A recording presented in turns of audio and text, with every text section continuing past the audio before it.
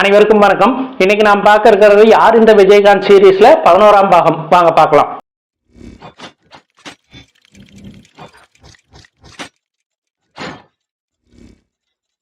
இன்னைக்கு நாம் பார்க்க போறது யாரை பத்தின்னு பாத்தீங்கன்னா ஏற்கனவே நாம பேசின மாதிரி அந்த பஞ்ச பாண்டவர்களில் ஒருவரான வாகை சந்திரசேகர் அவர்களை பத்தி தான்.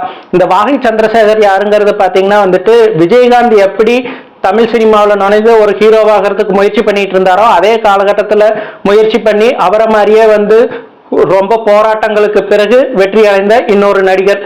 இவரை பத்தி நாம தெளிவா தெரிஞ்சுக்கணும்னா உண்மை ஊமை விழிகள், சம்சாராத மின்சாரம் மாதிரியான படங்கள்ல ரொம்ப நல்ல கேரக்டர்ஸ் பண்ணியிருப்பாரு. ஸோ இவருக்கும் விஜயகாந்துக்குமான தொடர்புங்கிறத பார்த்தீங்கன்னா ரெண்டு பேருமே மதுரை மாவட்டத்தை சார்ந்தவர்கள் அப்படிங்கிறதுனாலயே ஒரு ஈர்ப்பு ஏற்பட்டிருக்குது ஆரம்பத்தில். அது போக பார்த்தீங்கன்னா தொடக்க காலத்தில் ரெண்டு பேருமே திமுகவில் மிகப்பெரிய ஈடுபாட்டோடு இருந்திருக்காங்க. எதனாலேன்னு பார்த்தீங்கன்னா கலைஞர் மேல இருந்த பற்றுதல்னால. ஆனால் விஜயகாந்துக்கு கலைஞரை விடவே எம்ஜிஆரை ரொம்ப பிடிச்சு போயிருக்குது. வாழும் போதே எம்ஜிஆர் மாதிரியே வாழணும்னு சொல்லிட்டு எம்ஜிஆரையே ஒரு ரோல் மாடலா எடுத்துட்டு எம்ஜிஆரோட ரசிகராகவே மதுரையிலிருந்து தான் கிளம்பி வந்திருக்காரு. அவரை மாதிரியே சினிமாவில் நடிச்சு பேரும் புகழும் அடையணும், மக்களுக்கு பல உதவிகள் செய்யணும் அப்படின்ட்டு. ஆனால் காலப்போக்கில் அவர் நடிச்சு நல்ல பிரபலமாகிற சமயத்தில் கலைஞர் தான் திரைத்துறையில ரொம்ப ஆக்டிவா இருக்காரு. சோ அந்த மாதிரி சமயத்துல கலைஞரோட நெருங்கி பழகிற சந்தர்ப்பமும் அவருக்கு கிடைக்குது. அப்படி கிடைக்கிறப்ப கலைஞர் மேலேயும் இவருக்கு தனிப்பட்ட மரியாதை இருக்கு. அந்த மரியாதை எப்படின்னா கலைஞரோட தலைமையிலேயே இவரோட கல்யாணம் நடக்கிற அளவுக்கு இருந்திருக்கு.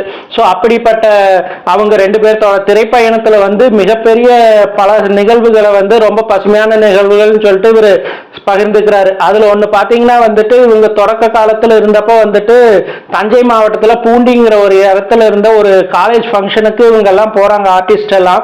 ஸோ அப்படி போறப்ப சந்திரசேகர் வழக்கம் போல ஏதோ காமெடியா பேச போய் அங்க இருக்கிற மாணவர்கள் எல்லாம் அவரை அடிக்கிறதுக்கு வந்துட்டாங்களாம். ஸோ என்ன பண்றதுன்னே தெரியாம மொத்த திரையுலகமே முழிச்சிட்டு இருந்த சமயத்துல விஜயகாந்த் தான் தனியொராளா முன்னாடி எல்லாத்தையும் ஒதுக்கிட்டு ஒரே கார்ல எல்லாத்தையும் போட்டு ராதா ரவி, தியாகு, சந்திரசேகர், பாண்டியன் சொல்லிட்டு இவங்க எல்லாத்தையும் ஒரே கார்ல போட்டு கேட்டை உடைச்சிட்டு வெளியே போங்களா அப்படின்னு சொல்லி எல்லாத்தையும் வெளியே அனுப்பிவிட்டு அந்த மாணவர்களை தனி ஒரு ஆளா அவர் சமாளிச்சு அந்த பிரச்சனையில இருந்து சால்வ் பண்ணி கூட்டிட்டு வந்திருக்காரு. இதே மாதிரி செந்தூர் பூ ஷூட்டிங் அப்பவும் பாத்தீங்கன்னா ஈசிஆர்ல ஏதோ ஒரு சவுத் ஒரு ஷூட்டிங் எடுத்துட்டு இருக்காங்க ஒரு நாள். ஸோ அந்த சமயத்துல காமெடி ஆக்டர் செந்தில் அங்க இருக்கிற லோக்கல் மக்கள் கூட ஏதோ வாக்குவாதத்தில் ஈடுபட்டு அது பிரச்சனையாயிடுச்சான். அந்த இடத்துலயும் அவங்களை எல்லாம் காப்பாத்தி இவரே முன்னாடி போய் அந்த மக்கள் கிட்ட பேசி என்ன பிரச்சனை ஏதுங்கிறத கேட்டு அதை சால்வ் பண்ணி எல்லாத்தையும் காப்பாத்தி கூட்டிட்டு வந்திருக்காரு. அந்த மாதிரி யாருக்கு எந்த பிரச்சனைனாலும் இவரும் ஒளிஞ்சு ஓடாம ஆளா முன்னாடி ஒரு தளபதி மாதிரி போய் நின்று அந்த பிரச்சனையை சால்வ் பண்ணி மற்றவங்களை காப்பாத்தி தான் கூட்டிட்டு வந்திருக்காரு. அவரு கடைசி காலத்துல ஆக்டிவா இருந்த வரையிலுமே. அதே மாதிரி அவரோட உடல் நலம்ங்கிறது பாத்தீங்கன்னா இயற்கையிலேயே இறைவனே கொடுத்த வரம்னு தான் அவரோட நெருங்கி பழகின எல்லாருமே சொல்றாங்க. என்னன்னா ஒரு காலகட்டத்துல விஜயகாந்தோட தந்தையாருக்கு உடல்நிலை ரொம்ப மோசமாகுது. அந்த சமயத்துல இங்க இருந்து மதுரைக்கு போகணும் அப்படின்னு சொல்லிட்டு அவர் கிளம்புறாரு. அந்த சமயத்துல சந்திரசேகரை தான் கூட கூப்பிட்டு போறாரு. ரெண்டு பேரும் வேற வேற இடங்கள்ல ஷூட்டிங்ல இருக்காங்க.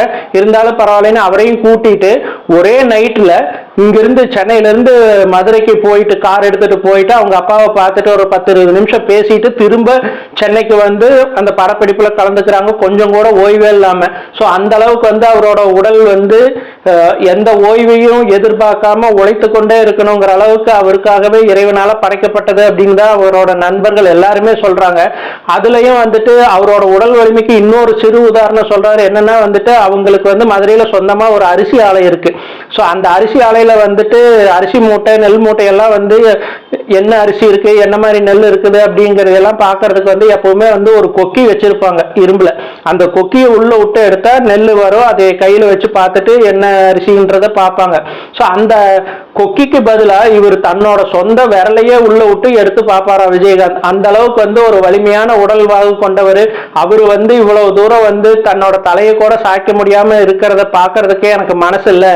அந்த அந்த வலிமையான விஜயகாந்தோட உருவம் தான் என் மனசுல என்னைக்கும் இருக்கணும்னு சொல்லி அவரை பார்த்துக்கிறத தவிர்த்து 10 வருஷம் ஆயிடுச்சு அப்படின்னு தான் சொல்றாரு. படம் நடிக்க வந்த ஆரம்பத்துல வந்துட்டு சந்திரசேகருக்கு தான் ரொம்ப உடல்நிலை சரியில்லாம போயிட்டே இருக்குமா அடிக்கடி.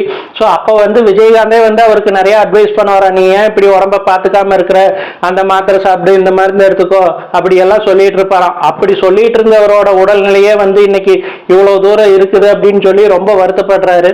ஸோ அப்படி இருந்த விஜயகாந்த் வந்து இன்னைக்கு உடல் நலம் குன்றி மறைந்தும் போயிட்டாரு. ஸோ அந்த ஒரு உடல் நலத்தோட அவர் மீண்டும் எழுந்து வந்திருந்தார்னா தமிழக அரசியல்லையே சரி திரைத்துறையிலேயே சரி அவர் அடிச்சுக்கிறதுக்கு ஆளே இருந்திருக்காது.